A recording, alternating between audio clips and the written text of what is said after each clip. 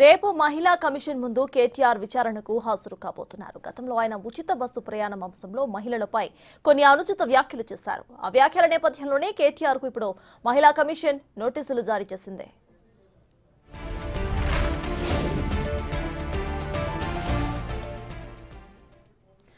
KTR court మహిళా commission నుండి నోటీసులు జారీ అయ్యాయి. ఇదే విషయంపై పూర్తి డీటెయిల్స్ మా ప్రతినిధి సైదులు లైవ్ లో అందించడానికి సిద్ధంగా ఉన్నారు.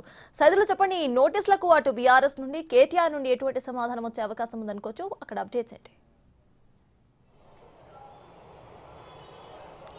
సర్తాజ్ కొద్దిసేపటి క్రితమే రాష్ట్ర డీజీపీని బీఆర్ఎస్ పార్టీ వర్కింగ్ ప్రెసిడెంట్తో పాటుగా బీఆర్ఎస్ పార్టీ ఎమ్మెల్యేలు, మాజీ ఎమ్మెల్యేలు అందరూ కూడా కలవడం జరిగింది. కలిసిన తర్వాత ఆయన మీడియాతో కూడా మాట్లాడడం జరిగింది. అయితే మహిళా కమిషన్ ఇచ్చిన నోటీసులపైన ఆయన స్పందించారు. అయితే రేపు ఖచ్చితంగా మహిళా కమిషన్ విచారణకు నేను హాజరవుతున్నానని చెప్పేసి కూడా ఆయన చెప్పడం జరిగింది. సో రేపు ఇక ఎన్ని గంటలకి హాజరవుతారనేది కూడా మనకి కాసేపట్లో ఇటు బీఆర్ఎస్ పార్టీ వర్గాల ద్వారా తెలిసే అవకాశం అయితే ఉన్నది.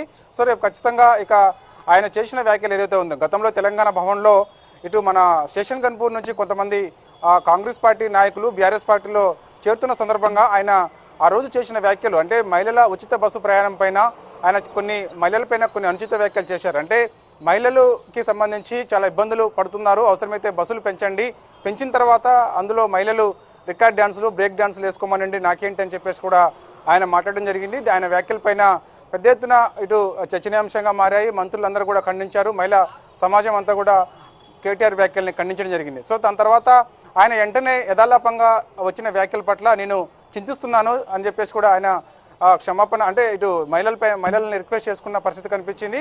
సో ఇక ఖచ్చితంగా ఇటు మహిళా కమిషన్ కూడా కొంతమంది ఫిర్యాదు చేయడంతో కేటీఆర్ వ్యాఖ్యలపైన సో మహిళా కమిషన్కి ఆయన మహిళా కమిషన్ నుండి నోటీసులు అందుకున్న తర్వాత రేపు విచారణకు హాజరు కావాల్సిందని చెప్పేసి ఈరోజు మనం మీడియా సమావేశంలో ఆయన అడగగా ఖచ్చితంగా రేపు నేను విచారణకి హాజరవుతానని చెప్పేసి కూడా చెప్పడం జరిగింది. దాంతో పాటుగా ఇక చూసాం మనము హైడ్రా, అంటే సీఎం రేవంత్ రెడ్డి వచ్చిన తర్వాత హైడ్రా ఏదైతే ఉందో, ఎవరైతే బఫర్ జోన్లో ఎఫ్టీఎల్ పరిధిలో పెద్ద ఎత్తున అక్రమాలు నిర్మించారు కాబట్టి, పెద్ద పెద్ద ఫామ్ హౌస్లు కూడా కట్టుకున్నారు కాబట్టి వాటిపైన కొరడా జల్పిస్తుంది. అయితే గత కొంతకాలంగా కూడా జన్వాడ ఫామ్ హౌస్, అంటే అక్కడ కేటీఆర్ ఫామ్ హౌస్ నిర్మించుకున్నారని చెప్పేసి పెద్ద ఎత్తున బిగ్ టీవీ కూడా కథనాలు వెలువరించింది. అయితే సో దానిపైన ఎన్నడూ కూడా ఆయన మాట్లాడిన పరిస్థితి లేదు. కానీ తొలిసారి ఎప్పుడైతే జన్వాడ ఫామ్ హౌస్ హైడ్రా అధికారులు కూల్చివేస్తారని చెప్పేసి ఎప్పుడైతే పెద్ద ఎత్తున చర్చ జరిగిందో, అప్పుడు కేటీఆర్ కూడా ఆయన ఫామ్ హౌస్పై స్పందించడం జరిగింది.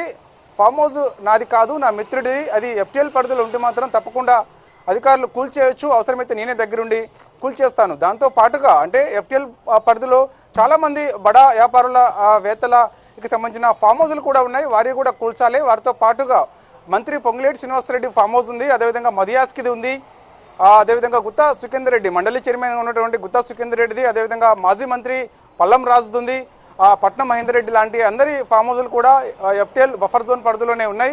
సో వారందరి ఫామ్ హౌస్లు ఖచ్చితంగా కూల్చితే తర్వాత మా ఫామ్ హౌస్ కూడా కూల్చండి అని చెప్పేసి కూడా ఆయన చెప్పడం జరిగింది. సో ఇక కేటీఆర్ వ్యాఖ్యలపైన కొద్దిసేపటి క్రితమే ఇటు మంత్రి రెవెన్యూ శాఖ మంత్రిగా ఉన్నటువంటి పొంగులేటి శ్రీనివాసరెడ్డి కూడా స్పందించారు. ఆయన కొద్దిసేపటి క్రితమే గాంధీ భవన్లో కూడా మీడియా సమావేశంలో కేటీఆర్ వ్యాఖ్యలపైన ఆయన మాట్లాడుతూ, ఎక్కడైతే ఎఫ్టీఎల్ పరిధిలో నా ఫామ్ హౌస్ ఉందని చెప్పేసి కేటీఆర్ మాట్లాడుతున్నారో, కేటీఆర్ ఖచ్చితంగా ఒక టేపు మీటర్ కొనుక్కొని రాండి, రేపు నేను కూడా ఇదే మన గాంధీ భవన్ నుంచి ఇటు హైడ్రా కమిషనర్గా ఉన్నటువంటి రంగనాథ్ని ఆదేశిస్తున్నాను, ఒక్క ఇటుక ఉన్నా కూడా ఖచ్చితంగా అది నా ఫామ్ హౌస్ ఖచ్చితంగా కూల్చేయచ్చు అని చెప్పేసి కూడా నేను హైడ్రా కమిషనర్గా ఉన్నటువంటి రంగనాథ్ని ఆదేశిస్తున్నానని చెప్పేసి కూడా ఆయన సవాల్ ఇస్తున్నారు. సో ఇక దానికి సంబంధించి ఎక్కడ కూడా నీలాగా, అంటే కేటీఆర్ లాగా నాకు ఎక్కడ కూడా ఫామ్ హౌస్ ఉండి కూడా లేదు అని చెప్పేసి నేను చెప్పలేదు. ఖచ్చితంగా అక్కడ నాకు ఫామ్ హౌస్ ఉన్నమాట వాస్తవమే, కానీ ఎఫ్టీఎల్ పరిధిలో కానీ బఫర్ జోన్ పరిధిలో కానీ నాకైతే ఫామ్ హౌస్ మాత్రం లేదని చెప్పేసి కూడా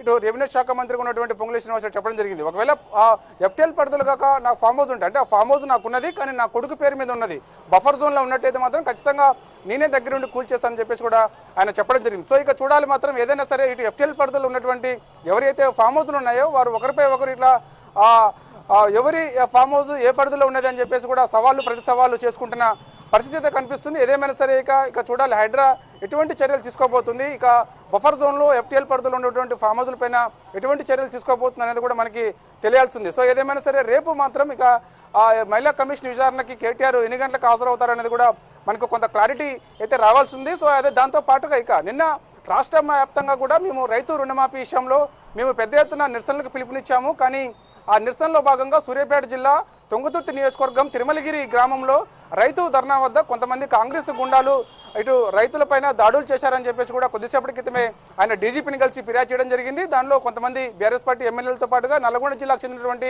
ఉమ్మడి మాజీ ఎమ్మెల్యేలు కూడా ఉన్నారు.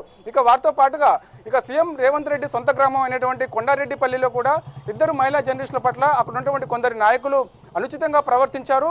ఆ కొండారెడ్డిపల్లి గ్రామంలో ఎంతమందికి రైతు రుణమాఫీ జరిగిందనే అంశంపై అక్కడ అడిగేందుకు మహిళా జర్నలిస్టులు వెళ్ళారు. వారిలో వారిపైన కొందరు అక్కడ ఉన్నటువంటి వ్యక్తులు అసభ్యంగా ప్రవర్తించారని చెప్పేసి ఆయన డీజీపీకి ఫిర్యాదు చేయడం జరిగింది. దాంతో పాటుగా ఇక రాష్ట్రంలో పోలీస్ వ్యవస్థ మొత్తం కూడా గాడి తప్పింది, శాంతి భద్రతలు అదుపులో లేవు. సో ఇక కొంతమంది అంటే ఉదాహరణకి వరంగల్ జిల్లాకి చెందినటువంటి ఒక మంత్రి బర్త్డే వేడుకల్లో అక్కడ ఉన్నటువంటి ఏసీపీ స్వయంగా తానే కేక్ కట్ చేశారు, బర్త్డే వేడుకల్లో డ్యాన్సులు కూడా చేస్తున్నారని చెప్పేసి కూడా ఆయన కొద్దిసేపటి క్రితమే డీజీపీకి ఫిర్యాదు చేసి ఆయన మీడియాతో మాట్లాడడం జరిగింది. సో ఏదేమైనా సరే ఇక రేపు మహిళా కమిషన్ ముందుకి కేటీఆర్ హాజరైన తర్వాత ఏం సమాధానం చెప్తారనేది కూడా తెలియాల్సింది. ఆయన సమాధానం పట్ల మహిళా కమిషన్ సంతృప్తి చెందుతుందా లేదా అన్న కూడా మనకి క్లారిటీ రావాల్సింది. సో ఏదేమైనా సరే ఆయన చేసిన వ్యాఖ్యలు ఏదైతే ఉన్నాయో ఆ వ్యాఖ్యలపైన ఇప్పటికే ఆయన ట్వీట్ చేయడం జరిగింది. యథాలాపంగా చేసిన వ్యాఖ్యల పట్ల నేను చింతిస్తున్నానని చెప్పేసి కూడా ఆయన చెప్పడం జరిగింది. Sartaj. Right, thank you Saidulu.